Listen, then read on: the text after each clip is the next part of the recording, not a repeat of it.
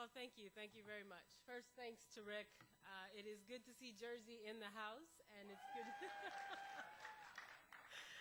They're always in the house. It's just whether or not you hear about it in the first 10 seconds. But thank you, New Jersey. Thanks for your support. It's good to see all of you here. Thank you to the sponsors of the event for offering me the extraordinary honor of addressing you today. Before I move into that which I was asked to speak about, which is green jobs, I wanted to share with you an announcement. I just left my office where on January 26th, shortly after taking office, President Obama asked EPA to do something. He requested that we revisit the California car waiver decision that was made in the last administration. It sounds like most of you know that that issue involves whether or not California can come up with and promulgate standards that many other states have indicated they would like to adopt to reduce greenhouse gas emissions from motor vehicles. Today, I signed, and my agency is announcing that we will be reviewing the decision made by the prior administration, which denied California's waiver request. We will do that. Yeah, that one's good. That applause I'll accept on behalf of not only the President, but the staff at EPA who worked very hard and long on those issues for a long time.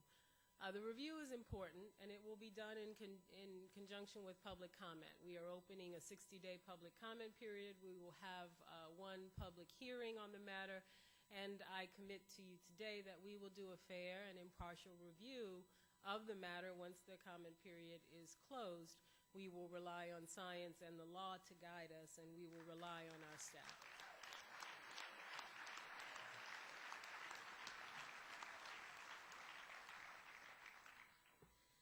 I'm also delighted to announce something that no one else knows, so you will hear it first here, but just a few minutes ago, in response to my request, the Acting Solicitor General of the United States, Ed Needler, has determined that his office will not be seeking U.S. Supreme Court review of the New Jersey versus EPA mercury case.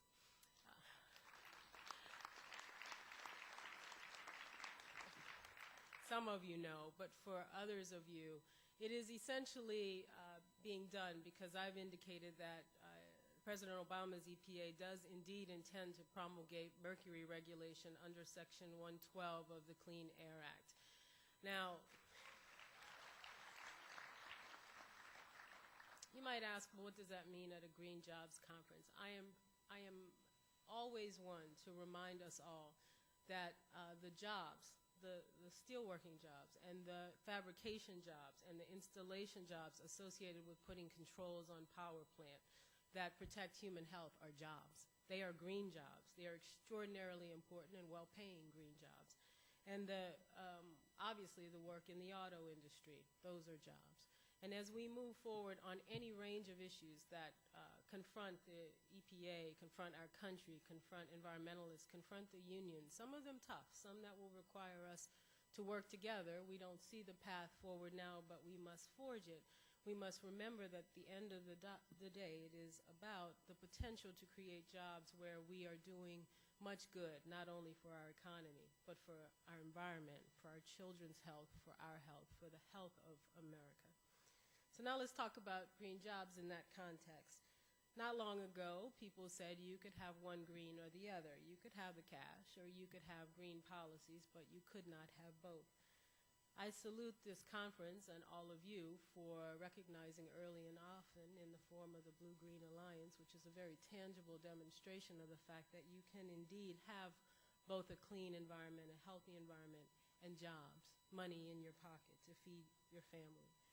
You are saying here today, and I join you in saying it, that green policies can help create good jobs that are sustainable and that will help in restoring our economic future and ensuring against a situation such as we face today as a country.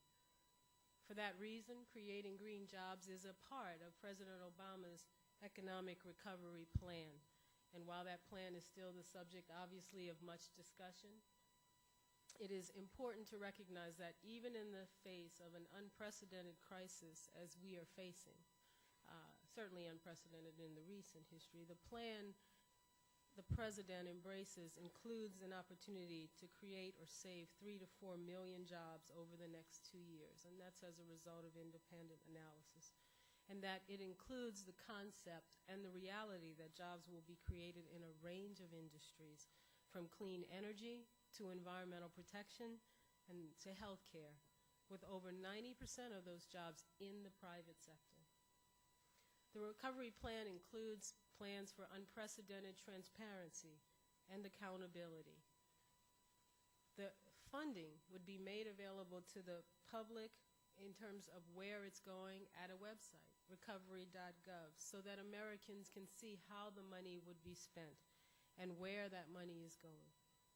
Under the plan, 95% of Americans could get a tax cut, and over $100 billion would be invested in roads and bridges, but also in mass transit, in flood control, and clean water projects. And the fund would spend out quickly, because as many of you know, the pent-up demand for those kinds of environmental improvement projects is quite large. And all across our country are states and communities and rural communities who need these projects in order to assure themselves of basics like clean water and clean air. Wastewater treatment loans, safe drinking water treatment loans, brownfields, diesel reduction, Superfund cleanup, leaking underground storage tanks, and even money for an Inspector General at EPA, long needed and much prized by me, for example, to make sure the money is spent and is moving out, and that the rising tide does indeed lift all boats.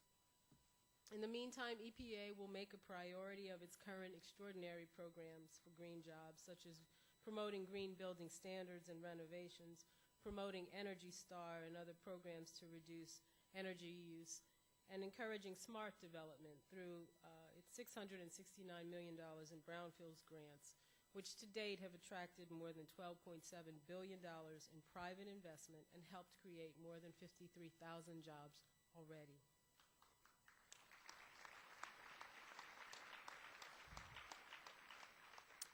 I say all this to say one simple thing. Green jobs are no longer a concept. They are very much a reality. In some sense, they've always been here.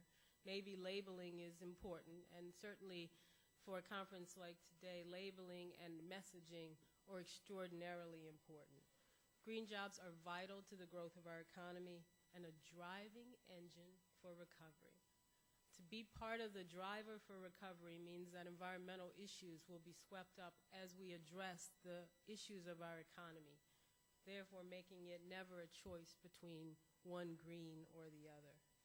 You're here today, and you know, and people everywhere, I believe, know the power of green growth, and they support the President's intention and his administration in moving forward thoughtfully and deliberately, just like we're doing with the California waiver, with the Mercury decision today, along that path. Labor will be a partner, must be a vital partner to us as we embark on that challenge.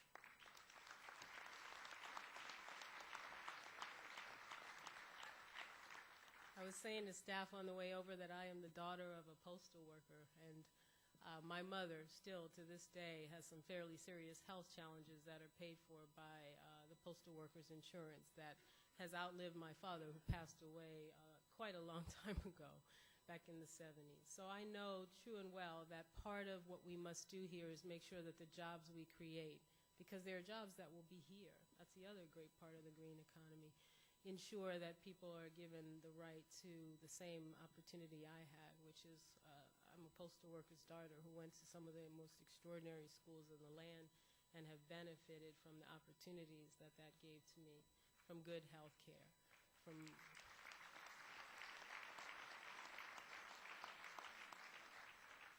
good insurance. And so labor must be our partner. I'm thrilled today to see that partnership personified.